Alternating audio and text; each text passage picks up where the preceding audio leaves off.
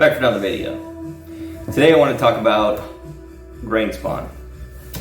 Here I have grain spawn that hasn't had anything put into it yet. You can see on the top, and I'll go over this in another video, these are injection ports, and then your this has a hole in it so that it can get oxygen in there. This is basically a micropore tape on top.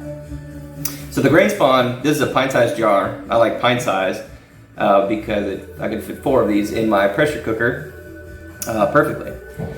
So with the grain spawn, this has nothing in it at all. We're going to inoculate this in another video, but just wanted to show you the basic grain spawn, nothing in it, how it should look. This has already been pressure cooked, ready to go.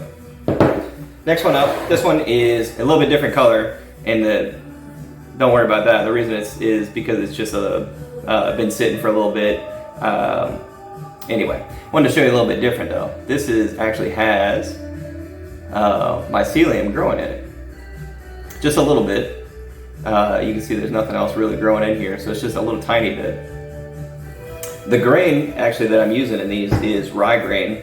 I like rye grain. Mycelium tend to like my rye grain quite a bit. I get it at the local brew shop, and it's just easy access for me as far as finding it. I'm going to show you the next one. This is another rye grain jar, and you can see how much more it's taken over. It's basically half the jar right now. So what I'll do is once this gets 3/4 white, totally kind of taken over, give it a really good shake, and what that's going to do is it'll break up the mycelium a little bit, which is totally fine, but it'll mix in and give you more surface area to kind of catch on the other grains. You can see it a bit on the bottom too. So it's just about ready to shake. I'll probably shake this up in the next maybe day or so.